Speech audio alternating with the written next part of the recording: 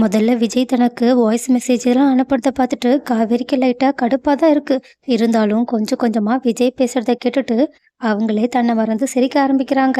ஆனா voice message மட்டும் அனுப்பவே மாட்டேன்றாங்க. அப்போ இத தூரத்துல இருந்து பாத்துக்கிட்டு இருந்த சரதாவும், ஏன்டி அந்த தம்பிய காக்க வைக்கிற, சீக்கிரமா நீயும் ஏதாவது பேசி அனுப்புன்னு சொல்றாங்க.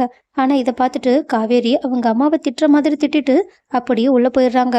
அதே மாதிரி அடுத்த நாள் எப்படியாவது நம்ம அம்மாவை பார்த்தரலான்னு சொல்லிட்டு காவேரியோட பின்னாடியே அவங்களுக்கே தெரியாம சாரதா வந்துகிட்டு இருக்காங்க. ஆனா அந்த நேரமா பார்த்து காவேரிய ஒரு டூ வீலர்காரங்க இடிக்கிற மாதிரி போக, சாரதா தன்னையும் மறந்து காவேரின்னு அவங்க பேரை சொல்லி கூப்பிட்டுறாங்க. இதை பார்த்துட்டு காவேரியும், என்னம்மா நீ என் பின்னாடியே ஃபாலோ பண்ணிக்கிட்டு இருக்கியான்னு கேக்குறாங்க.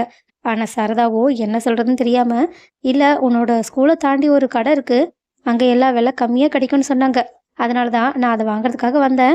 எங்க உனக்கு தெரிஞ்சா நீ திட்டுவியோன்னு தான் உனக்கு தெரியாம வந்தேன்னு சொல்ல, காவேரியும், ஆமா நான் திட்டினா மட்டும் நீ கேட்டுருவ போலயே, சரி வா நம்ம ரெண்டு பேரும் சேர்ந்தே போகலான்னு சொல்லிட்டு ரெண்டு பேருமே பேசிக்கிட்டே ரோட்ல நடந்து போய்கிட்டு இருக்காங்க. ஆனா இந்த பக்கம் கார் விஜயோட வந்துகிட்டு இருந்த அம்மாவும் வழியில காவேரி மிஸ்ஸும் அவங்களோட அம்மாவும் போறத பார்த்துட்டு இந்த விஷயத்த விஜய் கிட்ட சொல்றது மட்டும் இல்லாம, வீட்டுல மிஸ்ஸுக்காக நீங்க அவ்வளோ பார்த்து பார்த்து ரெடியானது வீணா போகலன்னு சொல்லிட்டு விஜய செம்மையா கலாய்க்கவும் செய்யறாங்க. ஆனா விஜயும் அம்மா பாப்பாவை சமாதானப்படுத்திட்டு ஒரு வழியா காரை விட்டு இறங்கி வந்து காவேரி மிஸ்கிட்டையும் பேசுறாங்க, சாரதா கிட்டயுமே பேசுறாங்க. அப்புறம் அவங்களோட கார்ல கூட கூப்பிடுறாங்க. காவேரி வழக்கம் போல நாங்க நடந்தே போய்க்கிறோம்னு சொல்லிடுறாங்க. அதனால விஜயும், சரி ஸ்கூல் இங்க தானே இருக்கு, நாங்களும் நடந்தே வரோம்னு காரை அங்கேயே பார்க் பண்ணிட்டு அவங்க கூடயே நடக்க ஆரம்பிக்கிறாங்க.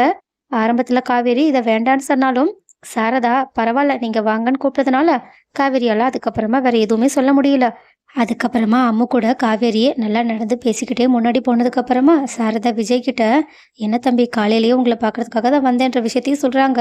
ஆனா விஜயும், நேற்று நைட்டு வாய்ஸ் மெசேஜ் அனுப்புனேன், ஆனா இன்னும் காவேரிக்கு என் மேல இருக்க கோவம் போகலன்னு நினைக்கிறேன்னு சொல்ல, ஆனா சாரதாவும் காவேரி அந்த மெசேஜை பார்த்து சிரிச்ச விஷயத்த விஜய் கிட்ட சொல்லிடுறாங்க. இதை கேட்டுட்டு விஜய்க்கு செம்ம ஹாப்பி.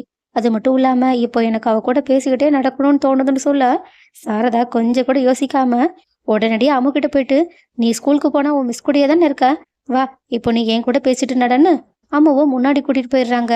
அதே நேரத்துல உங்க அப்பா அம்மா பின்னாடி வருவாங்கன்னு லைட்டா உளரவும் செஞ்சிடுறாங்க. அதுக்கப்புறமா அவங்களும் அதை சமாளிச்சு அம்மாவோட தனியா போயிடுறாங்க. இந்த பக்கம் காவேரியும் விஜய் கிட்ட பேசிட்டே வரும்போது விஜயும் மறுபடியுமே சாரி கேட்க, ஆனா காவேரியும், நான் உங்களை மன்னிச்சுட்டேன், நீங்க எதுக்காக மறுபடியும் மறுபடியும் கேட்டுக்கிட்டு இருக்கீங்கன்னு கேக்குறாங்க. ஆனா நேற்று மெசேஜ் அனுப்புனேன், நீங்க ரிப்ளைவே பண்ணலல்ல, அதனாலதான் நான் மறுபடியும் கேட்டேன்னு சொல்லிட்டு, நீங்க ஏன் ரிப்ளை பண்ணலன்னு கூட கேட்கல, சும்மா இந்த விஷயத்த மட்டும் சொல்றாங்க. ஆனா காவேரியும் சைலண்டா வேற எதுவுமே பேசாம அமைதி அடைஞ்சிடுறாங்க. அதுக்கப்புறமா உங்க ஒய்ஃப்க்கும் உங்களுக்கும் அப்படி என்னதான் பிரச்சனை அப்படின்னு கேட்க, அப்போ கரெக்டா முன்னாடி போயிட்டு இருந்த சாரதாவும், சொல்லுங்க தம்பி அந்த ராகவளை தான் நீங்க ரெண்டு பேரும் பிரிஞ்சீங்கன்னு சொல்லுங்கன்னு சொல்றாங்க. உடனே இதுலயும் ஷாக்கான விஜயும், ஏன் தான் இப்படி என்னை மாட்டி விட்டுக்கிட்டே இருக்காங்கன்னு சொல்லிட்டு அவங்க சாரதாவுக்கு கண்ணை காட்டி முன்னாடி அனுப்பி விட்டுறாங்க. அதுக்கப்புறமா காவேரியும், உங்களுக்கும் அந்த ராகவுக்கும் அப்படி என்னதான் பிரச்சனை, ஏன் நீங்க இப்படி அந்த ராகவால நிறையவே கஷ்டப்பட்டிருக்கீங்க, அப்படி அவன் உங்க லைஃப்ல என்னதான் பண்ணான்னு கேக்குறாங்க.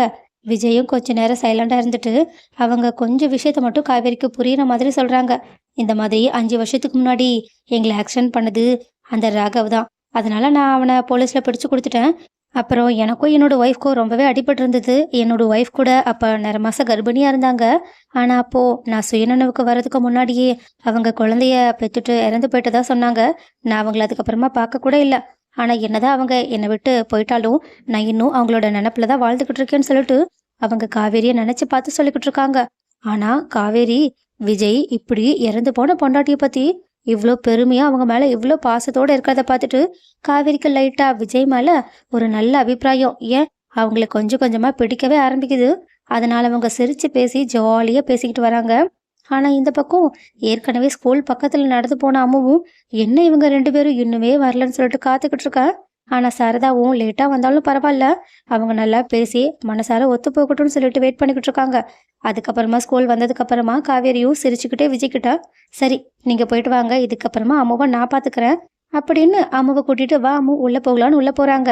அப்போ விஜயும், என்ன தம்பி ஏதாவது சொல்லி சமாளிச்சிட்டீங்கல்ல, இப்போதைக்கு நல்லா சமாளிச்சிட்டேன், அவளும் என்ன பிடிச்ச மாதிரி தான் பேசுறா, இப்போ அவளுக்கு என் மேல சுத்தமா கோவமே இல்லைன்னு மட்டும் எனக்கு நல்லா புரிஞ்சிடுச்சு.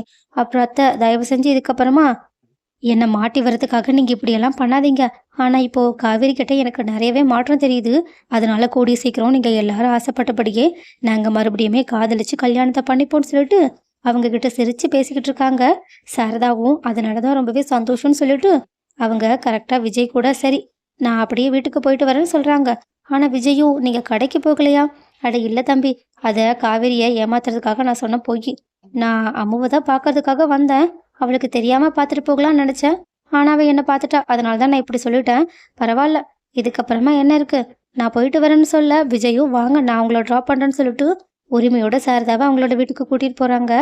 ஆனா ஸ்கூல்ல இருக்க காவேரி கிட்ட அம்முவும் எங்க அப்பாவை உங்களுக்கு பிடிச்சிருக்கா அப்படின்னு சொல்லிட்டு விஜய பத்தியே பேச ஆரம்பிக்கிறாங்க. இதை பார்த்துட்டு காவேரியும் ஏன் நீ உங்க அப்பாவை பத்தி என்கிட்ட இப்படியெல்லாம் கேட்டுக்கிட்டு இருக்க?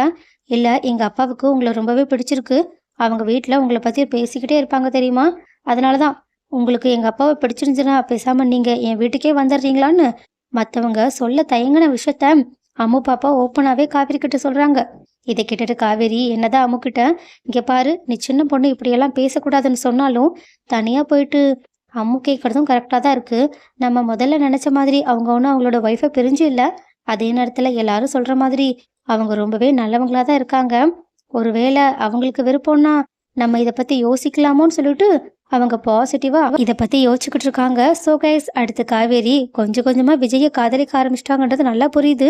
ஆனா எப்போதான் காவேரிக்கு தன்னை பத்தின பழைய ஞாபகங்கள்லாம் வரப்போகுதுன்றத பொறுத்திருந்து பார்க்கலாம். அண்ட் ஆல்சோ வீட்டில் இருக்க தாத்தா கிட்ட அன்பு வழக்கம் போல பிரச்சனையை உருவாக்குற மாதிரி இப்படியெல்லாம் விட்டுட்டு இருந்தா கண்டிப்பா விஜயும் அம்முவும் காவேரி கூட சேரவே முடியாது. பேசாம நம்ம காவேரிக்கு ஞாபகம் தானே வரணும். நம்ம நிறைய போட்டோஸ் எடுத்து அந்த காவேரி கிட்ட காட்டுவோம். நம்மளே அவகிட்ட உண்மையை சொல்லுவோம். ஒருவேளை நடந்த உண்மையெல்லாம் சொன்னா கண்டிப்பா அவளுக்கு எல்லாமே ஞாபகம் வர வாய்ப்பு இருக்கு. இங்க பாருங்க போட்டோஸ் கூட நான் வச்சிருக்கேன். இன்னைக்கு ஈவினிங் நம்ம அம்முவை கூட்டிட்டு போற சாக்குல காவேரி கிட்ட பேசிட்டு வந்துடலாம். என்ன சொல்றீங்கன்னு கேக்குறாங்க.